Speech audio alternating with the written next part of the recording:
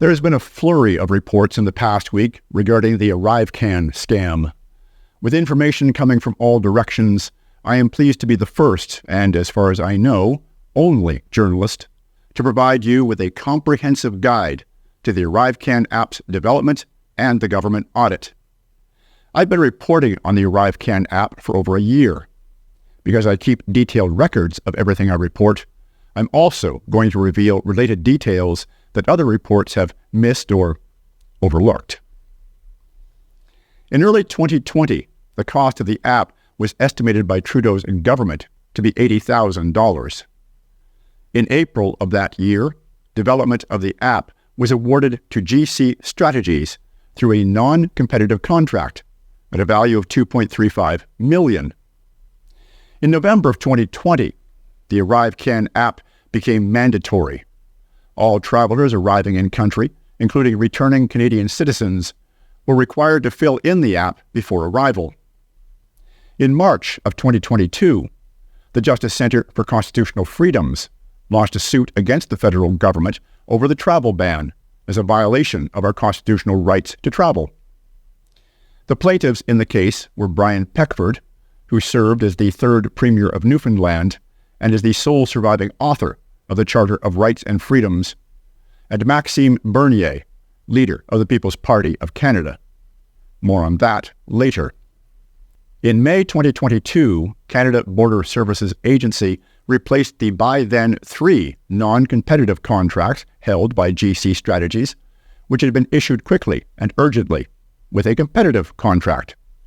This new contract, valued at $25 million, was also awarded to GC Strategies, as it was the only contractor to submit a proposal. It was subsequently found that GC Strategies was involved in the development of the requirements that CBSA ultimately included in the request for proposal for its competitive contract. Requirements that made it pointless for any contractor other than GC Strategies to submit a proposal. The app was buggy, and in June of 2022, 10,000 travelers received instructions from the app to quarantine, despite providing proof of vaccination and not being sick. In October of 2022, the ArriveCan app was made optional. By this time, COVID mandates had largely been dropped across the country.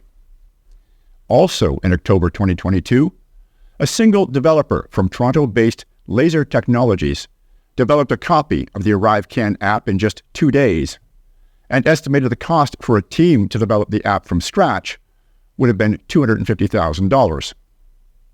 In addition, the travel ban case against the government, conducted by the JCCF on behalf of Brian Peckford and Maxime Bernier, was declared moot by Chief Justice Jocelyn Gagné. The reason given by Justice Gagné was that the travel ban was no longer in effect. This is somewhat akin to declaring an assault case moot, because the assault is no longer in progress. The following month, the House of Commons passed a motion calling on the Office of the Auditor General of Canada to conduct a performance audit of the government's management of the ArriveCan application.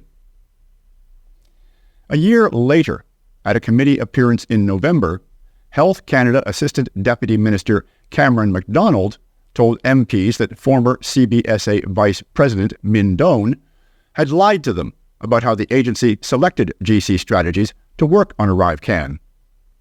Doan gave evasive testimony in regards to the ArriveCan app to such an extent that he is being threatened with contempt of Parliament. According to one MP, Doan struggled to answer simple questions.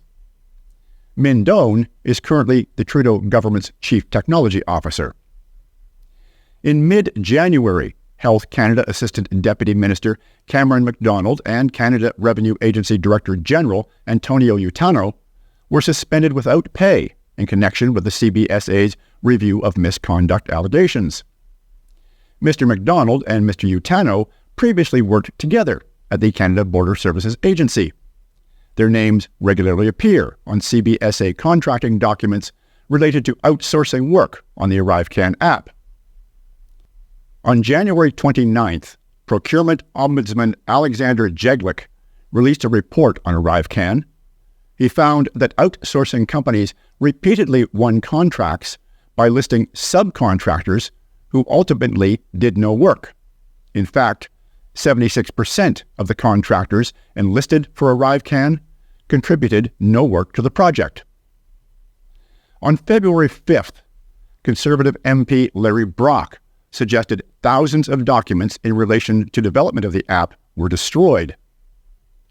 After receiving a preliminary copy of the Auditor General's report on February 7th, Liberal, Bloc Québécois, and NDP MPs suddenly suspended parliamentary hearings related to ArriveCan and contracting misconduct allegations after reading what one Liberal described as a scary secret preliminary report.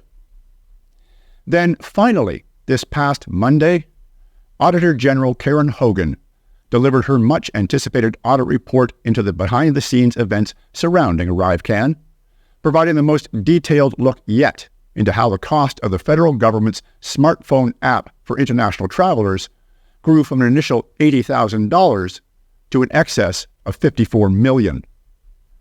The following day, this past Tuesday, the Government Operations and Estimates Committee agreed to conduct a separate study, seeing MPs request the government turn over unredacted documents related to the planning, contracting, and subcontracting of the application's development and launch. MPs will issue subpoenas compelling committee testimony from reluctant ArriveCan witnesses, the chair of the Commons Government Operations Committee said this week. The committee will call every witness and compel every document, warned Conservative MP Kelly McCauley. Committee subpoenas have the weight of court orders enforceable by arrest, a measure rarely invoked. Here, in summary, is what Auditor General Karen Hogan's report revealed. The ArriveCan app was updated 177 times between its launch and when the use of the app became voluntary in October 2022. The government had no evidence that the CBSA did any user testing on 25 substantial updates to the app to make sure it actually worked. Only 3 updates appeared to have been fully tested and documented. Federal executives associated with the ArriveCan app were awarded bonuses totaling more than $340,000 between 2020 and 2022, drawing criticism from the Canadian Taxpayers Federation. The CTF's information, obtained through government records, highlights the financial rewards given to 8 executives from the Public Health Agency of Canada who played various roles in the development and management of the ArriveCan project from March 2020 to September 2022. In total, the bonuses amounted to $342,929 over the 2 fiscal years. The specifics of these bonuses, including the exact criteria for their award, remain unclear, especially in relation to the executives' contributions to the ArriveCan application itself. A small staffing firm in Ottawa was reportedly paid up to $2.7 million in commissions without performing any IT work on the project. Of the contractors examined, 18% of invoices submitted did not provide enough information to determine whether their expenses related to ArriveCan or another IT project. Of the overall estimated cost, $53.3 million went towards the app's pandemic response health component, while $6.2 million went towards CBSA adding the digitized customs and immigration declaration form. $6.3 million for an online form. I used to be a web developer. To think I could have retired building just one form. The government failed to document initial discussions with contractors or the reason it didn't use a competitive process. The Canada Border Services Agency decided to go with the external firm, GC Strategies, because it said it didn't have the resources and skills needed to do the work in-house. But that decision wasn't backed up with evidence, and it doesn't appear that the agency made sure GC Strategies had the skills to do the work either. GC Strategies Incorporated of Woodlawn, Ontario, had 2 employees working from a private home, yet received a total of $19.1 million worth of contracts it then subcontracted to other suppliers. While Hogan estimated the daily cost of work on the app was $1,090, the auditor said the equivalent cost would have been $675 if the work had been done in-house by government employees.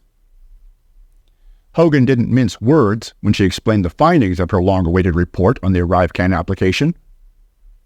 I've been an auditor for a few decades. I've been the Auditor General for almost 4 years now, and I would tell you that this is probably some of the worst financial record-keeping that I've ever seen. Ms. Hogan said crucial records were missing, but did not comment on whether paperwork was destroyed to foil investigators. Many of the questions you are asking just can't be answered, said Hogan. I am deeply concerned. We did not find records to accurately show how much was spent on what, who did the work, or how and why contracting decisions were made. To cap all this off, Trudeau's government has been quietly working on a replacement for ArriveCan. Do you remember the KTDI, the Known Traveler Digital ID? It's not gone. In fact, it's currently in development. I reported a year ago that Health Canada was seeking a contractor to further develop its COVID-19 vaccine passport system, also known as the KTDI, or Known Traveler Digital ID, the first step of which was the now exposed corrupt ArriveCan app. The contract was awarded to IBM Canada and is due for completion in July of this year. The value of the contract is almost $2 million. Considering that the original ArriveCan contract was $2.35 million, we can only wonder what the inevitable audit on the KDTI project will reveal.